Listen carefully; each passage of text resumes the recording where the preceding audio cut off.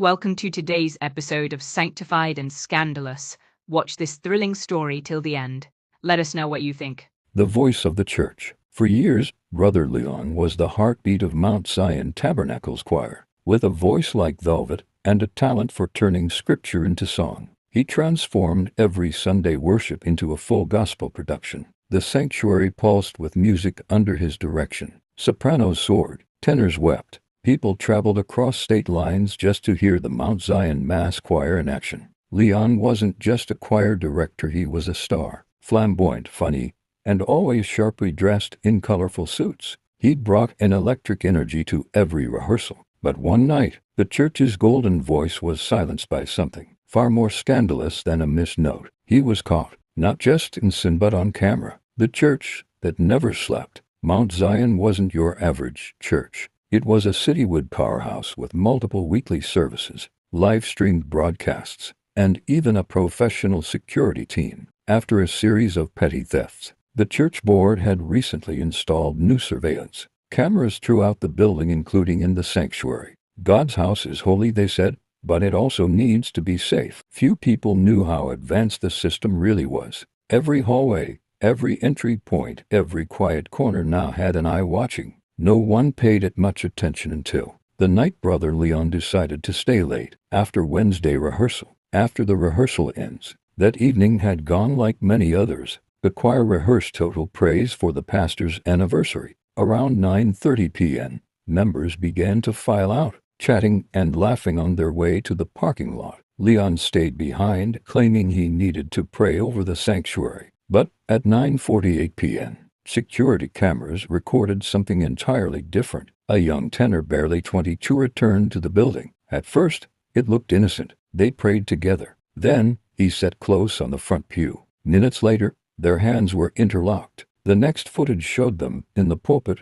embracing. Then, they disappeared behind the curtain where the choir robes were stored. The timestamp read, 10:12 p.m. What happened behind that curtain would set the church on fire. The discovery. The next morning, Deacon Harold reviewed the footage as part of his weekly routine. He froze when he saw two familiar silhouettes moving inside the sanctuary late at night. At first, he assumed it was cleanup crew, but as he clicked ahead, his face turned pale. The footage didn't show nudity, but it didn't need to. The intimacy, the groping, the kissing, the positioning, it was unmistakable. And it happened in the very place people knelt in tears every Sunday. Harold called an emergency board meeting. By nightfall, the footage had been seen by nearly a dozen elders and a decision was made. Brother Leon would be removed from his role immediately, but no one expected what would happen when the footage leaked. The viral clip, it started as a private email. Someone from the church board forwarded the video clip to a fellow leader, who forwarded it to a friend, who uploaded it to a church gossip Facebook group. Within 24 hours,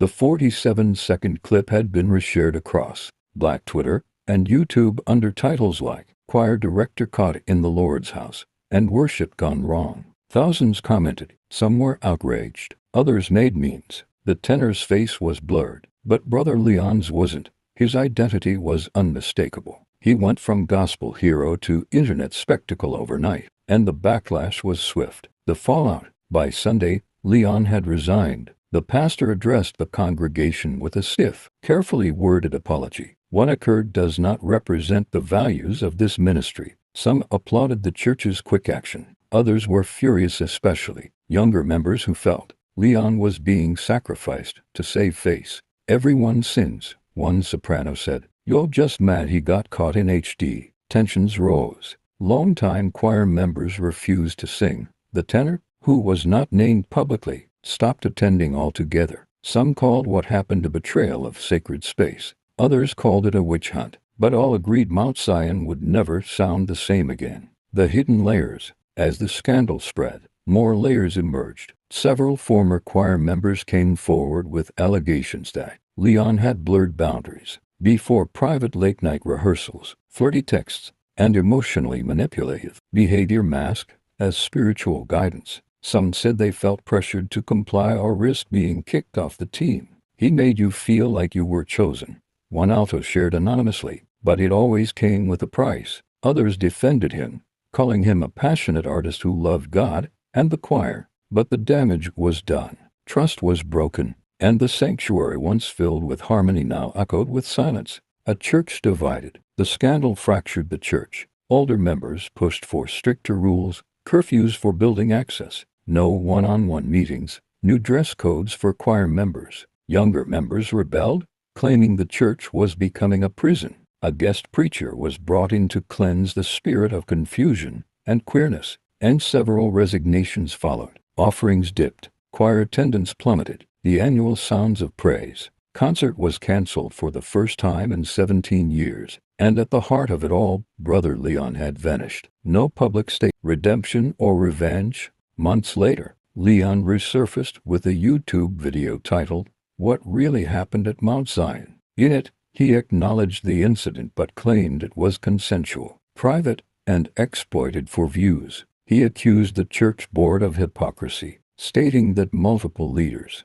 had skeletons they were hiding that was even bigger than his. The video went viral again, with some offering support and others calling it deflection. He announced plans to launch an independent gospel group and hinted at legal action for defamation. The tenor never responded. The church never replied. But the internet never forgot. A song of caution. The story of Mount Zion's choir scandal remains a haunting melody in the collective memory of modern church life. It's a cautionary tale of temptation, exposure, and the power of the internet to both illuminate and destroy. For some, it's a warning to keep sacred spaces sacred. For others, it's a cry for transparency in church, acceptance of gender fluidity in church, and compassion in how churches handle internal sin.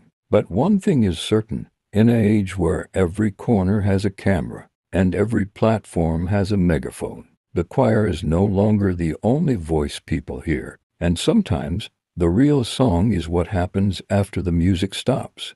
Have you seen a scandal like this, where faith meets fallout? Let us know in the comments below, and kindly like, subscribe, and share to see more stories like this. Thanks, and see you the next episode of Sanctified and Scandalous.